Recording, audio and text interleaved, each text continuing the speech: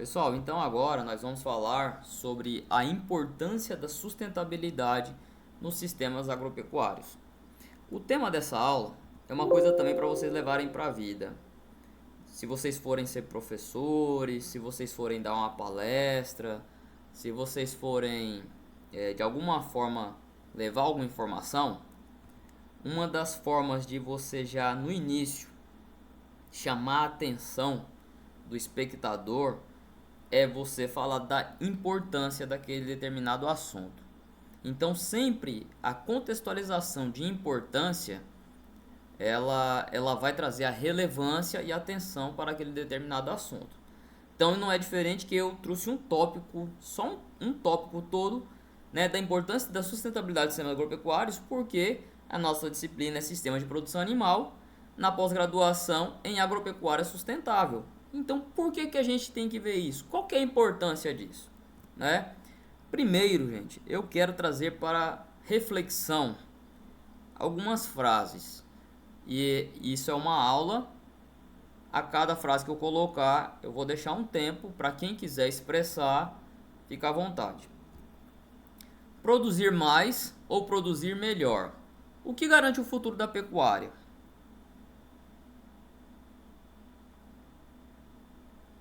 O que vocês acham? É para se manifestar, professor? Sim, por favor. Produzir melhor. Produzir melhor. É. O que seria produzir melhor, Thaisa? Eficiência. Eficiência. De que adianta, um exemplo, você ter 100 vacas a pasto se você não tem controle do que está parindo, do que está consumindo, você não consegue calcular custo e benefício? É muito mais rentável você ter 10 e ter controle sobre essas 10, saber o que te produz, custo e benefício. Perfeito. Você conhecer o que você está fazendo, né? Para mensurar e poder também estimar a perspectiva, a projeção, planejar, né? E aí com isso você fala, né, que é produzir melhor de forma eficiente. Então, para você, eficiência garante o futuro da pecuária. Com certeza, e já vem mostrando isso. O pequeno que não está se adequando, está caindo fora. Ou o cara se adequa, ou ele fecha as portas e começa a pagar para produzir. E aí que ele quebra e vem para a cidade. Isso Exato. acontece frequentemente com o pequeno produtor. Verdade, a gente vê isso na prática, né? E aquela máxima, né? Pecuária não é para amadores. A gente vê que. Cada dia mais isso vem ficando mais nítido. O cara que não se atualiza, não trata a propriedade dele como uma empresa rural, ele está quebrando todos os dias. Exatamente. Muito bom, muito bom, muito bom. Se continuarmos produzindo como há 20 anos, ainda teremos produtividade daqui a 20? O que vocês acham?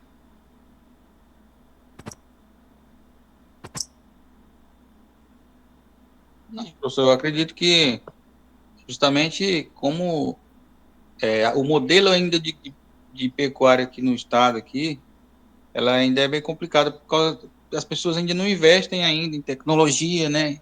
Recuperação de pastagem, Sim, né? O manejo adequado ali, piqueteamento, né? E sim, aí essa pastagem vai só se deteriorando, com o tempo vai ficando degradada ao ponto de que ele não consiga mais produzir o quantitativo, né, de animais ali para abate ou leite suficiente ali para poder ter sustentabilidade financeira ali da propriedade, né, igual a colega falou. Então, a tendência é diminuir a produção, né, se continuar exato. desse modelo, né. E você acha que hoje não é ou é como há 20 anos? Você acha que a gente evoluiu alguma coisa ou não? Então, a questão da evolução em si, tecnologia, já existe, assim, Hum, modelo de propriedade, né, empresários da área rural que estão utilizando essa tecnologia. Um exemplo disso na cadeia de leite, né? Tem muito uhum, produtor que já está investindo em genética, né? É questão de inseminação artificial ali, né? Já está tirando da propriedade, além do leite, também animais também, que eles conseguem fazer o registro ali daquele animal para poder vender ele com procedência ali, né? Então, rastreabilidade. Então, rastreabilidade. Então, isso faz com que a gente entenda que houve uma melhora, né? Mas só que Sim, ainda, para a nossa região, não suficiente ainda, né? Para exato. que o Estado tenha mais volume de produção, né? Com maior qualidade e em menores áreas, né? Que o que Uhum. está... Geralmente, quem produz, assim, pequeno produtor, ele consegue produzir, às vezes, numa área menor do que o cara que tem uma área maior. Mas só que se ele investir em tecnologia, né? Essa questão da Sim, silagem também, que o pessoal tem feito ultimamente, devido à questão climática também. Teve ano, acho que o ano passado, foi o ano retrasado, que teve uma seca que acabou animais morrendo aqui na região de Montenegro, aqui onde eu moro. sim. Então, tipo assim, as pessoas estão começando a entender que há necessidade de buscar outras tecnologias para que consiga, né, ter subsistência na propriedade, né? Perfeito, perfeito. Sua colocação foi perfeita. E aí você trouxe algumas palavras que eu só vou aproveitar que elas fazem parte do tema, mas para a gente trabalhar nela, você já falou aí de sustentabilidade, que é o tópico central da nossa pós-graduação e o que a gente está vendo nessa disciplina. E você falou aí de tecnologia. Importante que nós, como técnicos, nós entendemos que tecnologia, pela etimologia da palavra, o que ela significa, né, estudo de técnicas, né, reunião de técnicas, conjunto de técnicas, e não necessariamente ou obrigatoriamente é algo digital, é algo tecnológico, é, do ponto de vista é, digital, midiático, enfim. Mas o que você falou de silagem é uma técnica, é uma tecnologia, é uma forma da gente trabalhar com sustentabilidade, porque a gente está conservando alimento para usar melhor as concentrações de terra, favorecer a alimentação adequada para os animais, enfim. Muito bom mesmo. E mais uma frase aqui: é possível produzir com sustentabilidade?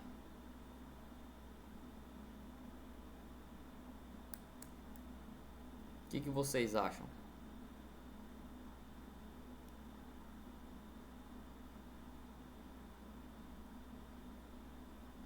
Será que caiu a internet? Eu fiquei sozinho aqui. Caiu não, o professor está todo mundo quietinho. Eu acho que é possível sim, mas a pessoa produzir com sustentabilidade tem que ter uma organização, um gerenciamento muito, mas muito minucioso. Não é a realidade, pelo menos, do nosso estado. Daí já entra as interações, e aí o povo que tem a cultura do eu sofri tanto para derrubar, agora eu vou plantar. É, Então é bem complicado. então, além de organização, gerenciamento, interações, há também necessidade de mudança de pensamento. Concorda? Mas Perfeito. É uma mudança cultural, aqui no caso do Cultural. nosso estado, e isso é um problema gigantesco. Exato. Cultural. E quando a gente fala, a gente está falando da nossa realidade, que é onde a gente mora. Mas a gente estende isso para o país inteiro, quiçá para o mundo, né? Em alguns locais do mundo também, na grande maioria, também ainda não se utiliza de formas, de práticas sustentáveis, né? Alguém começou a falar aí, desculpa, pode falar. Eu não vi quem é porque eu tô com a apresentação cheia, eu não consigo ver. Mas pode falar, viu, gente?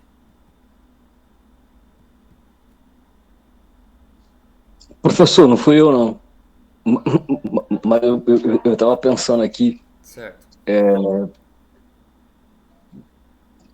eu não sei, realmente, eu acho que é a primeira vez que eu penso dentro da especialização sobre esse problema.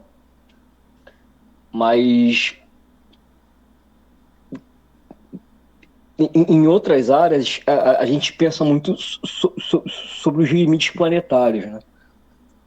Que assim, então, quando a gente começa a pensar sobre os limites dos recursos naturais, a gente começa a repensar o próprio conceito de sustentabilidade, né? Então, Verdade. o que seria sustentável, né? Exato. Será que hoje o que a gente faz é sustentável? Outra pergunta para refletir. Você falou aí, a gente começa a pensar se tá sendo sustentável até onde. E o que a gente faz hoje é sustentável, né? Isso é importante. A gente tem que pensar nessas questões mesmo. Isso aqui é para reflexão, uma provocação de quê?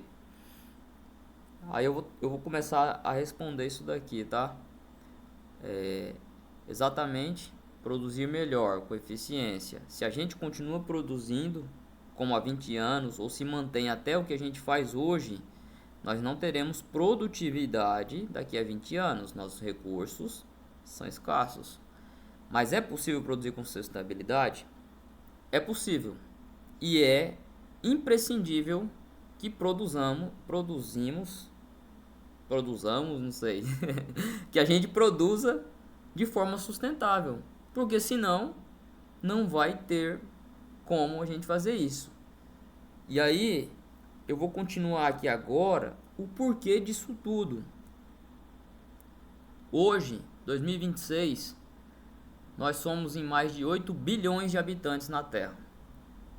Estima-se que em 2050 nós poderemos até ultrapassar de 10 bilhões de pessoas.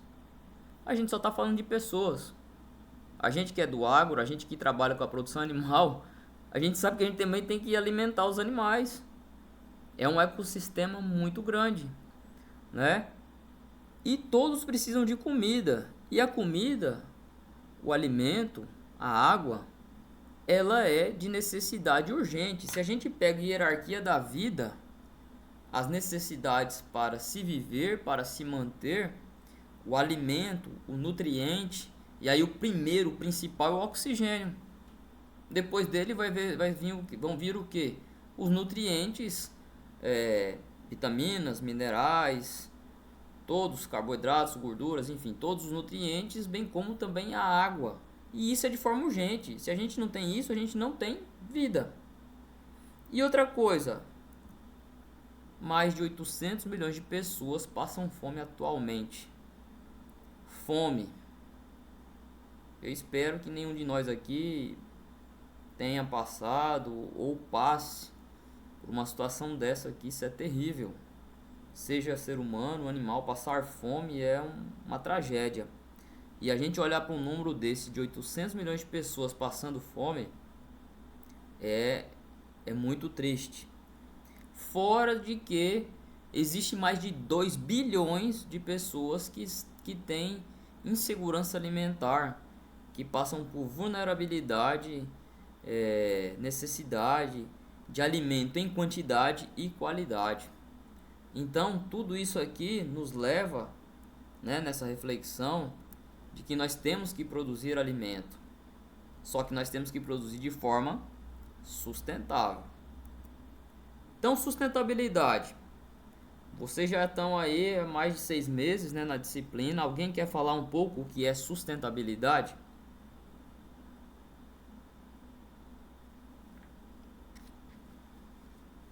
Se for para conceituar sustentabilidade de forma objetiva, clara, rápida, como é que eu posso conceituar?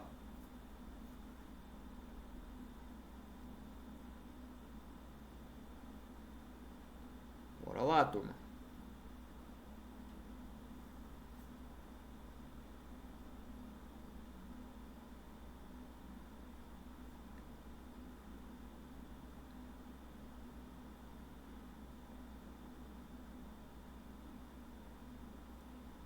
Caiu ou ficar impactado aí?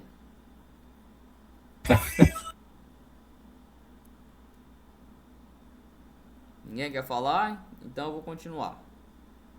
Sustentabilidade, pessoal, vocês sabem, mas é bom reforçar porque é a importância do que a gente está estudando agora. É o ambiental, o social e o econômico de qualquer atividade estarem em equilíbrio. É a harmonia entre o ambiental, o social e o econômico. Quando a gente fala de ambiental, é conservando o solo, a água, e a biodiversidade. É mantendo, promovendo a conservação. O social quando se tenha o bem-estar do trabalhador e responsabilidade com ele mesmo, social e com a comunidade também, tá? E o econômico é quando essa produção ela é lucrativa e viável. Trabalhamos com produção animal. Eu sou da área de grandes animais. A minha amiga Thaisa trabalha com animal. Ela sabe que dependendo do caso, a gente vai trabalhar com animais de produção, são unidades produtivas. Tem que se avaliar em determinada situação o custo daquele animal, o custo do seu tratamento, o prognóstico dele, a probabilidade dele continuar produzindo, dele produzir ou dele não produzir, o quanto isso vai custar ao produtor ou vai gastar para o produtor. Então, assim, produção, tem que gerar receita, tem que gerar lucro, tem que ter viabilidade. Não existe produção sustentável sem lucro, tá? E também não existe lucro duradouro sem sustentabilidade.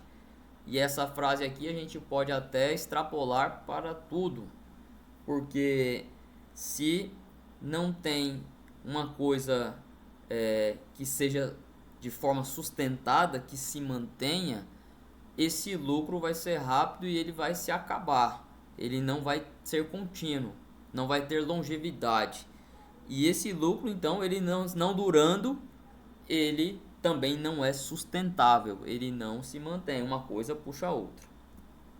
E o que são sistemas agropecuários sustentáveis?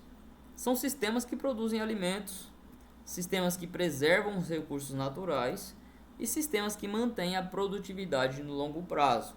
Ou seja, sistemas que vão trabalhar, vão manter aquela parte ambiental, social e econômica sustentada. Como a gente conhece aí, integração lavoura-pecuária, ou chamada de ILP, tá? Ali quando você tem criação animal e alguma lavoura em conjunto. No Brasil temos já bastante exemplo de integração lavoura-pecuária, bem como o ILPF, a integração lavoura-pecuária-floresta, quando você tem o componente animal, o componente arbóreo, o componente forrageiro, e você tem um ecossistema em equilíbrio que mantém conservação de solo, preservação desse solo, dessa biodiversidade de micro-organismos, mantém pastagens dependendo do componente arbóreo, se for proteico, né, nitrogenado ali, você tem uma melhora de eficiência nessa forragem, você tem no excedente de venda desse componente arbóreo e a criação com bem-estar animal devido ao manejo ecológico ali de uma forma que diminua o estresse térmico, que mantenha conforto para esses animais, integração lavoura-pecuária-floresta. E o pastejo rotacionado é também uma das formas de você manter um manejo sustentável, porque você fazendo a rotação de pastagem, seja piquete voisin, seja piquetes maiores, mas com tempos também mais determinados, e que você também mantenha a parte da nutrição dessas plantas, ou irrigação, enfim, você consiga manter esse sistema de uma forma harmônica, você tem mais capim, mais forragem, solo mais saudável, você tem menor custo e você tem até controle, muitas das vezes, controle de pragas, controle de ectoparasitas e até de vermes, dependendo de como você rotacionar e você trabalhar esses animais. É um manejo integrado, tá? É um manejo que ele também traz muitos benefícios aos animais. Quando a gente fala também de recuperação de pastagem degradada, aí você observa que quando você cuida da pastagem, você está cuidando do solo. Quando você cuida do solo, você está cuidando da pastagem e vice-versa. E o alimento do ruminante, principalmente, né, a base da alimentação do ruminante é a forragem. Forragem de qualidade precisa de solo de qualidade. Só que você só tem solo de qualidade se você conserva, se você cuida, se você recupera. Falando da nossa realidade Rondônia, como a Thaisa muito bem colocou, muitos locais que foram abertos, só foram abertos e Muitas das vezes foi até passado fogo, que é também um grande problema para a biodiversidade, para o ecossistema dali. Mas tem pastagens aí implantadas há mais de 20, 30 ou até mais tempo, 30 anos e até mais tempo, e nunca se viu nada de cuidado. E você chega num solo erosivo, degradado, pastagens que demoram a crescer, a rebrotar, animais que não ganham peso, animais com necessidades nutricionais além do que eles poderiam necessitar se tivesse uma pastagem adequada e uma mineralização adequada. O nosso solo, em muitas faixas, tem pobreza de alguns nutrientes como o fósforo, como o potássio, tá? E isso traz um grande dano ao desenvolvimento dos animais. É difícil trabalhar sem mineralização.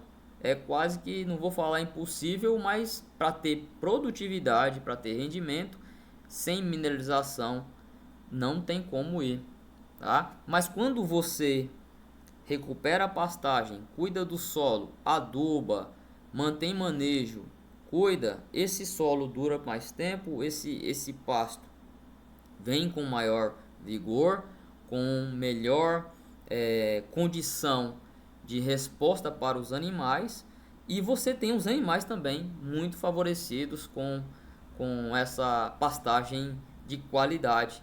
Agora, quando não recupera, a tendência é cada vez piorar, e aí todos os componentes do sistema pecuário sofrem. E fica mais caro também, tá? Para depois implantação de nova pastagem, ou enfim, até se eu for falar do componente animal, eu já cheguei, pessoal, vou trazer um exemplo para vocês de prática, tá? Eu já cheguei em propriedade aqui em Rondônia que eu não acreditei no que eu estava vendo, mas tinha pasto até, vou falar assim, né, a olho nu, bonito, e pasto em época de chuva, e animais caveira, animais caquéticos, animais morrendo. Como você vê animal morrendo com pasto? E aí você chega na anamnese, você chega para o produtor, você vai fazer a investigação epidemiológica, você pergunta uma das perguntas básicas que vai ter na nossa investigação: você mineraliza o gado? Não, doutor, não faço não. Por quê? Não, porque eu acho que não precisa, porque é caro e tal. E aí, num simples manejo de introdução de mineralização, cessar morte de animal, aumentar a produtividade, melhorar o rebanho, sanidade, e isso não mais acontecer. Então, são simples práticas, são práticas que devem ser feitas, executadas, mas que podem fazer grande diferença se não feitas, e quando fazem, elas mantêm uma melhor sanidade, uma melhor produtividade. Se vocês escreverem alguma coisa, eu não vou conseguir ver, então, por favor, se for para interagir assim, eu peço que fale, porque daí eu escuto aqui, né? Como eu estou na apresentação em tela cheia, eu não vou conseguir ver. Mas é que eu ouvi um barulhinho aí, então se tiver, pode falar, tá? Fui eu que levantei a mão, professor. Só para complementar o que você disse, esse fato que você citou aí de pastagem verde, eu lido bastante com produtor na área rural, né? E aí, principalmente os mais velhos, eles têm a cultura do fogo, por quê? Vem verde bonito. Só que quando você vai falar para ele que possivelmente o pasto dele não tem nutriente nenhum, o animal tá só comendo e cagando, literalmente, ele fica bravo. Ele fala, mas como que não? O senhor tem pasto e tá ali, tá verde?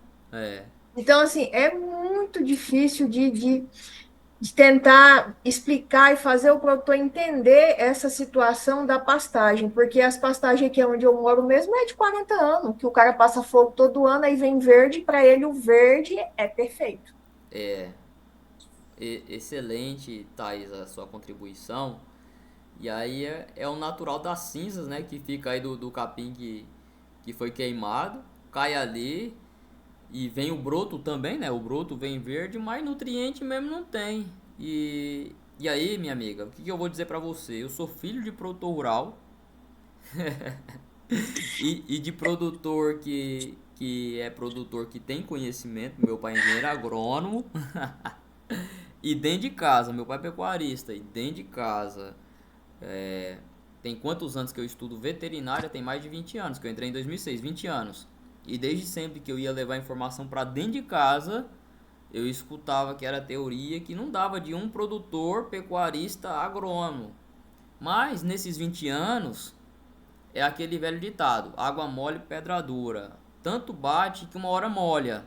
Então, vá lá, minha amiga, continue. É difícil, não é fácil, mas continue que uma hora dá certo. Um desses produtores, inclusive, é meu pai, que eu também sou filho de produtor. E é E difícil, né? o Mas pior produtor que a gente tem na vida é os pais. Mas é vai o dando pior e é o certo. melhor, que também nos ensina muito, É. né? Mas é isso aí, é desafio. O nosso trabalho a campo, o desafio é muito grande. A gente deparar com uma das coisas, quem me segue nas redes sociais sabe que alguns dos conteúdos que eu gosto de produzir são conteúdos desmistificando mitos, quebrando velhos conhecimentos, né? Como, só um adendo aqui, né? Raspar a língua de bezerro com sapinho, dar Coca-Cola pra vaca, é, fazer garrafada, enfim, todas essas coisas aí são práticas absurdas e práticas que muitas das vezes não tem um pingo de fundamento, e eu venho tentar quebrar isso e mostrar. E, enfim, é difícil, muita da gente não dá crédito, acha que a gente está falando coisa, coisa que não tem fundamento, né? Porque já tem aquilo ali instaurado no conhecimento empírico dele, que foi passado de vô para pai, de pai para filho, enfim. Mas o nosso papel é o que? Levar informação de qualidade, informação correta, e aí a gente talvez não vai atingir milhões de pessoas, mas se às vezes de tanto eu falar e uma pessoa ou outra, e principalmente a gente tentar atingir o máximo. Mas se a gente chegar lá e conseguir num jovem, uma criança, alguém que vai continuar os passos ali, isso aí a gente já tem uma mudança de percepção, de comportamento, de atitudes. Então é difícil o nosso trabalho, mas a gente não deve retroceder, é continuar. É como água mole, pedra dura, uma hora molha. Vamos continuar.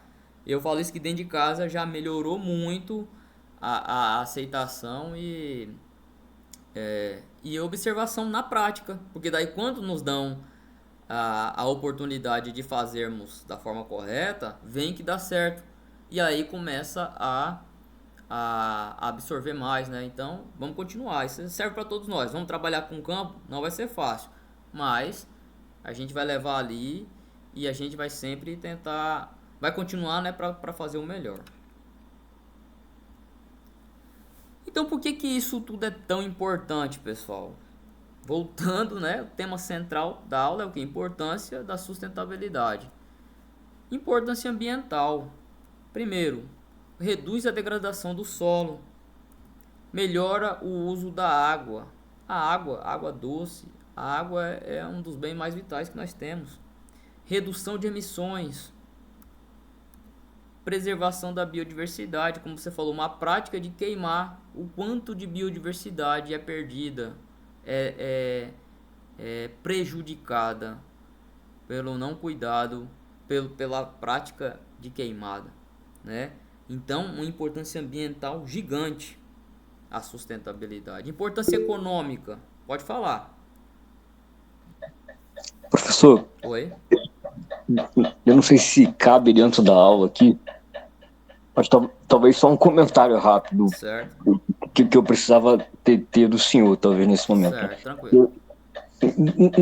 Em dois momentos já dessa aula que eu me vi na situação de perguntar sobre a regularização de queimadas, que foi algo que eu fui descobrir, né, no mestrado, de que não é que é algo não recomendável ou ilegal, né, mas que aparentemente ele tem uma regra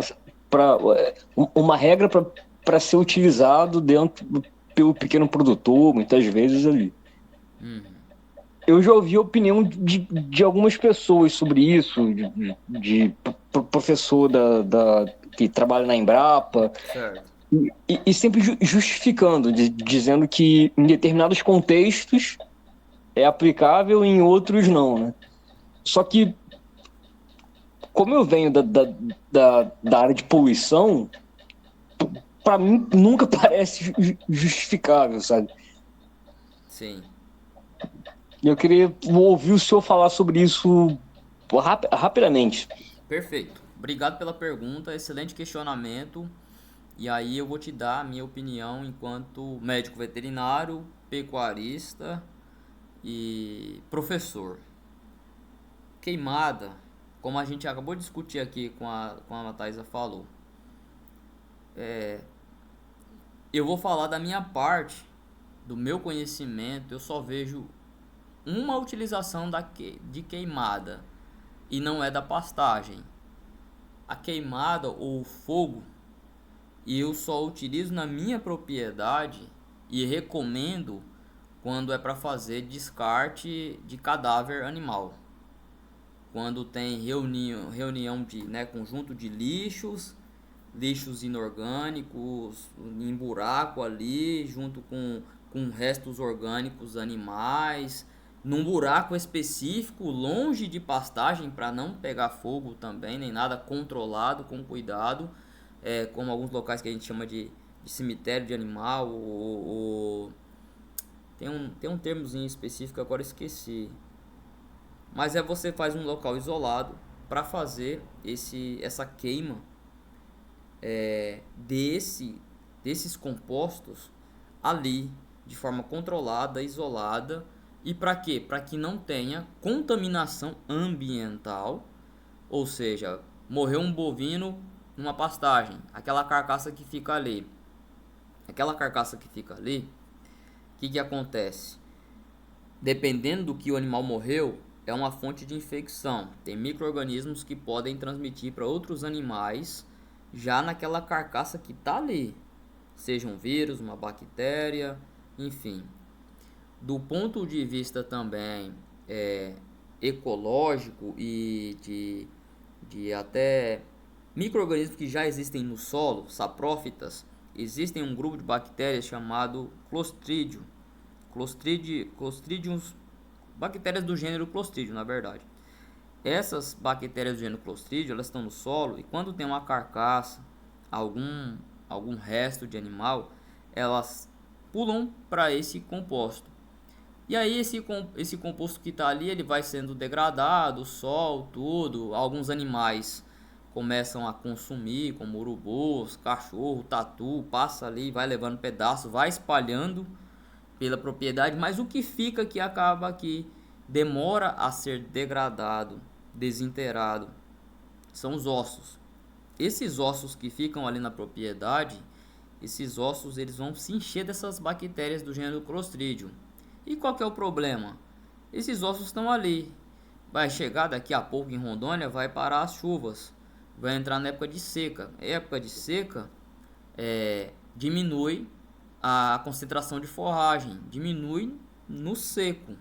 O animal fica com limitação de volumoso, fica desnutrido, subnutrido. O animal ele vai procurar o que comer, ele é curioso, ele começa a ver, se ele vê esse osso aí, ainda mais que ele já está com necessidades fisiológicas, nutricionais em déficit, e se for animais ainda não mineralizados, pior ainda, ele vai sentir necessidade desses minerais, ele vai começar a procurar esses ossos, ele vai começar a roer esse osso, ele rói esse osso e ele ingere essas bactérias. Essas bactérias do gênero Clostridium são aquelas que vão causar as clostridioses, que são quem? Tétano, botulismo, gangrena gasosa, enterotoxemia, bacilo anthrax, todas essas carbúnculo hemático, carbúnculo citomático, a chamada de manqueira. Esses são grupos de doenças que são as segundas maiores causas de morte de bovino adulto no Brasil. Como é que previne essas doenças e essas mortes? Vacinação contra a coccidiose e recolhimento de carcaça das pastagens. E aí, às vezes, se você não faz manejo sanitário, já estou falando de manejo sanitário, que é uma das práticas que um dos temas que a gente vai trabalhar aqui na disciplina. Se a gente não faz manejo sanitário correto e a parte de queima desses compostos num local adequado e tudo, ela é recomendada e ela é necessária. Senão você tem um lugar bem fundo, um buraco bem fundo para enterrar ali e jogar cal em cima, terra e tudo que não tem acesso animal. Mas você evitaria essa grande mortandade e prejuízo econômico. Então, meu amigo, o que eu vejo assim de uso de fogo seria nessa situação. Agora, no manejo vegetal, aonde já foi utilizado em derrubadas e aberturas de pastagens que tinham muitas árvores, galhos, troncos, enfim, naquela limpeza início que já foi e acabou, ali teve um grande prejuízo à biodiversidade, mas que justifique usar isso novamente, eu não tenho conhecimento de justificativa. Da minha parte, médico veterinária, pecuarista, produtor, professor, a única que eu vejo indicado fazer seria na degradação desses compostos aí que podem trazer prejuízos à sanidade animal. Mas estou falando do meu conhecimento. Thaisa, você tem algum conhecimento de uso de fogo permissível? Alguém do grupo quer Professor, falar? Pode falar.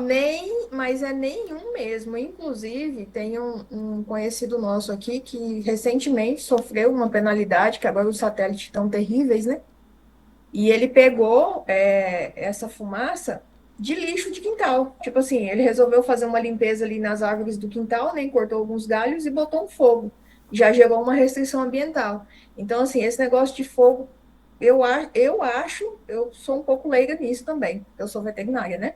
Mas eu acho que não tem nada que justifique, não.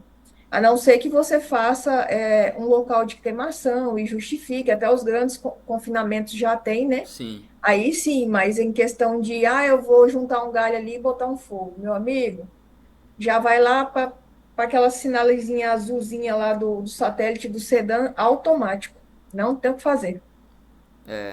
Então, assim, obrigado aí pela contribuição.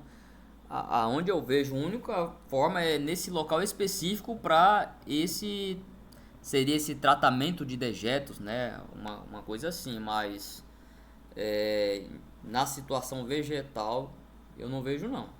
Aí assim, até se você puder, traz pra gente aonde poder, se você, né, outras pessoas já comunicaram para você que tem a possibilidade e tal, talvez seria interessante para a gente até trazer essa discussão para aprender, né? E até ter essa reflexão sobre, porque é muito importante. A gente às vezes, né, é só ensinado um lado, mas será que não tem outro, né? Eu gostei da sua pergunta, mas ao meu conhecimento eu só veria na prática de forma sanitária no descarte e destino desses dejetos. Perfeito, professor. Valeu. Então, pessoal, importância econômica, né? Redução de custos a longo prazo. Isso é o que? Sustentabilidade, né? Quando você adere a alguma prática que você consegue diminuir custos, você melhora a eficiência econômica, rentabilidade. E sustentabilidade é geração de renda, é lucratividade com eficiência. Maior eficiência produtiva, né? Com certeza, se é mais eficiente, gera mais dinheiro.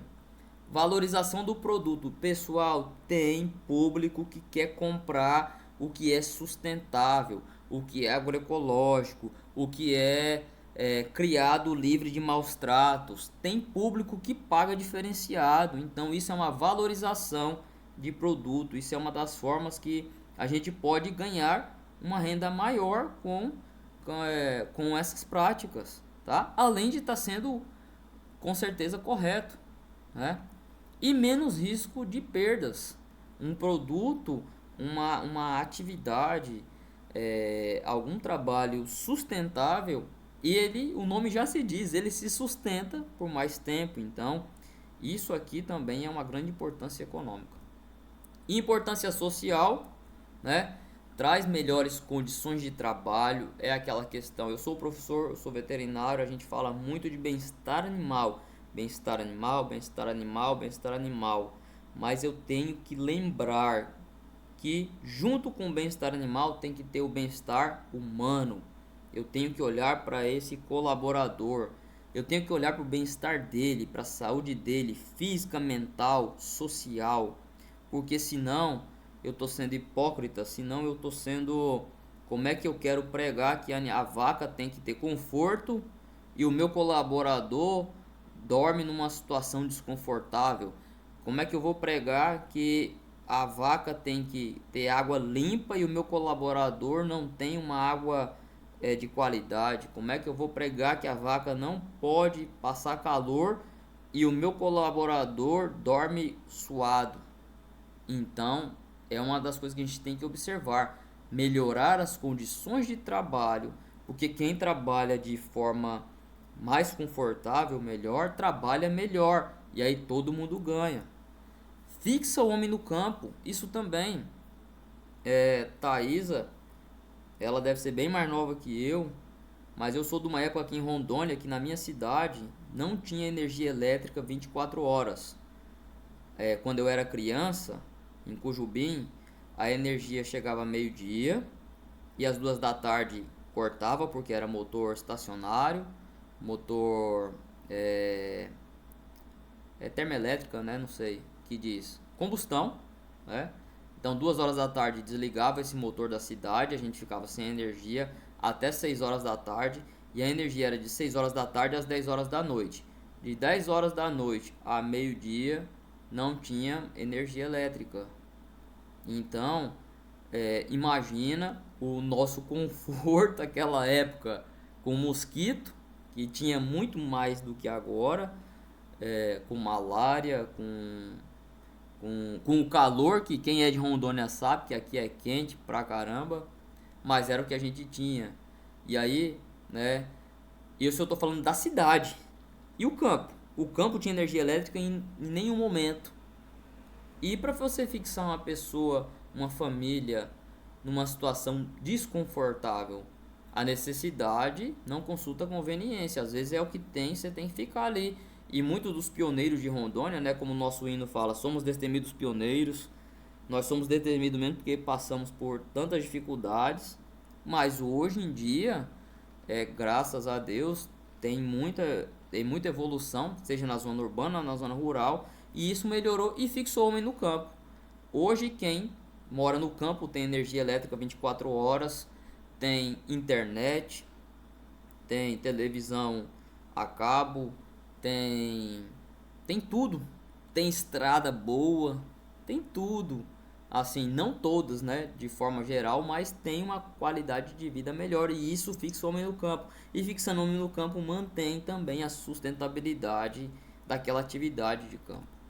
E traz uma imagem positiva do produtor rural, porque o produtor rural que se preocupa em manter a sua prática de forma sustentável, de forma respeitando o meio ambiente, de forma justa, social, enfim, isso traz uma imagem positiva. E nem precisaríamos, né, passar isso, porque o produtor rural ele já é por si só um guerreiro, por si só ele já é uma pessoa que tem que ser exaltada pelas dificuldades e por tudo que passa e o que produz. Mas a gente vê que infelizmente tem uma grande parte midiática e ideológico, enfim, de várias vertentes que trazem o campo, o agro, enfim, o produtor rural como um agente do mal, um agente destruidor. Eu na minha prática veterinária, muita gente associa a produção de leite a maus tratos, a criação animal a maus tratos, enfim. Então, isso é uma coisa que, quando a gente trabalha com sustentabilidade, gera um impacto positivo, porque mostra também que está trabalhando de uma melhor forma possível para todas as tratativas, seja ambiental, seja social, seja econômica. E quais são os problemas da produção não sustentável, tá? Degradação das pastagens, aí a gente já viu, né? A gente já discutiu bastante aqui. O que ela traz? Você acaba com o solo, acaba com a pastagem, não tem produção animal. Você tem erosão desse solo, baixa produtividade dos animais, até morte dos animais, aumento de custo, porque daí você tem que ou adubar, ou suplementar, ou enfim, ou procurar outra pastagem, é mais gasto, então não é sustentável. E existe uma pressão ambiental e legal para quem não é sustentável, e a Thaisa colocou já aí para a gente observar que hoje, como está bem em cima essa parte fiscalizatória, e é uma coisa importante para evitar os grandes problemas e desastres ambientais, né? Então, tudo isso, se não é sustentável, a problemática ela é muito maior. O custo-benefício ele não vale a pena quando você não produz de forma sustentável. E essa imagem aqui, pode falar. Professor, eu de novo, só para complementar uma coisinha que eu esqueci. Aham. Como eu estou aqui na defesa, a gente se depara com isso todos os dias. Uhum. É assim, quando a propriedade rural ela tem uma restrição ambiental, seja ela qual for, e por menor que seja, os estabelecimentos de exportação, que geralmente são CIF, né, de Aham. inspeção federal, Isso. eles não podem comprar carne que são produzidas em alguma propriedade que tenha restrição ambiental. Sim. Então, hoje, o sistema ainda permite que os produtores desmembrem parte dessa propriedade. Por exemplo, o cara tem 20 alqueires. E Sim. aí, desses 20, ele vai lá e desmembra 2, 3, como se fossem duas propriedades, aí esses 2, 3 hectares, eles não têm restrição ambiental, e é a partir dali que sai a emissão de GTA diretamente para abate. Porque quando você tem uma restrição ambiental por conta de fogo ou qualquer outra coisa, a primeira coisa que você deixa de fazer, além de multa e enfim, aí eu já não sei adentrar, mas voltando para a área animal, que é onde eu atuo, é a questão de não abater em estabelecimento de inspeção que exporta. E aí você fica à mercê de golpes, né? Porque você vai ter que vender para terceiros vender para o frigorífico e vira aquela bola de neve, aquele caos. Então, Exato. isso é uma coisa que já acontece hoje, todos os dias o produtor bate na porta pedindo para desmembrar ali um pedacinho de terra, e eu não sei até quando o sistema vai permitir isso, mas a gente já está avisado que não vai permitir por muito tempo. Então, assim, o círculo está fechando. Exato. Quem não se adequar vai ter que cair fora. Vai cair fora. Hashtag pecuária não é para amadores. E pecuária sustentável mais ainda, né? Muito menos. Exato. Obrigado, Thaisa. Muito valiosa a tua participação aí para mostrar que o serviço público e tudo tá atento, né? E tá moldando, né? Isso ajuda a moldar. Muitas das vezes a gente, não, o ser humano ele não gosta de crítica ou ele não gosta também de ser regulado, ou enfim. Isso é nosso. Mas os puxões de orelhas que nossos pais nos deram e nos dão, que o nosso professor chama atenção, enfim, tudo é para nossa evolução, né? Então a gente vê isso aí para melhoria do sistema, para tudo, né? Então, assim, a gente observa que para que a gente está estudando agropecuária sustentável? Por que é importante? A importância, né? O que a gente está falando? Aí vamos pegar nessa imagem aqui, que vale mais que 1000 palavras. De um lado, uma pastagem, uma área degradada. Do outro, um ecossistema, uma biodiversidade, um solo vivo, uma pastagem, vegetais abundantes, bonitos, animais saudáveis, em harmonia. O que é isso? Isso é sustentabilidade. Isso é sustentável. De um lado não tem vida, de outro lado tem vida. Essa imagem vale mais do que muito texto. Então, toda essa pressão, o que for, isso é para uma hora a gente ir melhorando, né? Apesar de que a gente sabe que nós somos um estado novo, nós necessitamos melhorar muito em muita coisa, mas a gente vem evoluindo também, né?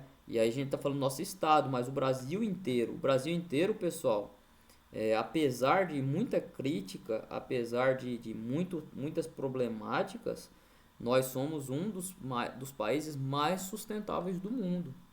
Nós somos um dos países que produzem, seja na parte vegetal ou animal, de forma sustentável, melhor que muitos e muitos aí. E nós somos o celeiro do mundo.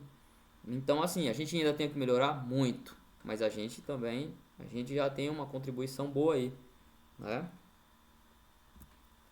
Então, práticas sustentáveis no dia a dia, já finalizando a nossa aula, né? Manejo do solo, trabalhar com o solo, evita erosão, degradação, mantém a biodiversidade, micro-organismos que são importantes para manter esse solo vivo. Manejo animal, quando a gente trabalha com os animais, respeitando as suas características, necessidades fisiológicas, comportamentais, a gente mantém animais em grupo com comportamento adequado, animais que vivem bem, animais que são mais longevos. Se eu tenho animais mais longevos, principalmente vou falar de pecuária leiteira, que é uma pecuária de um tempo maior de duração, você tem um menor custo com reposição de animais, com descarte de animais, e você tem animais mais saudáveis que demoram mais tempo também a ficarem doentes. Então, tudo isso é menos custo e é mais lucratividade, além do melhor bem-estar animal. Quando você faz manejo adequado da água, seja na conservação de nascentes, na proteção dos recursos hídricos, no uso eficiente e correto da água sem desperdício, você mantém esse bem valioso e você trabalha no reaproveitamento. Enfim, a água é essencial que ela seja manejada de forma correta, sustentável. E a sustentabilidade e tecnologia, pessoal, elas não estão distantes. Na verdade, se a gente for hoje observar muitos projetos, muitos editais, ou enfim, muitas vertentes, quando se fala de sustentabilidade, a tecnologia está envolvida. Então, sustentabilidade e tecnologia é mostrando que a sustentabilidade também é modernidade. A modernidade leva a sustentabilidade, porque é o futuro, né? Ela está na agricultura de precisão, no monitoramento dos rebanhos, né? O uso de aplicativos, GPS, a parte de uso de tecnologias como drone, como alguns sensores, sejam nos animais propriamente dito, bem como nas propriedades, instalações, o melhoramento genético, a parte intrínseca animal, ela tem tecnologia, porque são técnicas de melhoramento genético, cruzamentos, a IATF, né, inseminação artificial em tempo fixo, que você faz, você consegue evoluir anos-luz, gerações animais em menor tempo, você tem um uso eficiente dos insumos, enfim, está totalmente atrelado. Então, o futuro ele deve ser sustentável e o futuro já é agora. Se a gente está pensando em colher amanhã, a gente tem que plantar agora. E a gente tem que plantar agora já com essa parte tecnológica que está nos ajudando muito. E aí eu concluo com um verso que eu escrevi agora antes de começar a nossa aula. Sustentabilidade não é mais opção, é condição para quem quer se manter no mercado e também para o aumento adequado, sustentável de sua produção.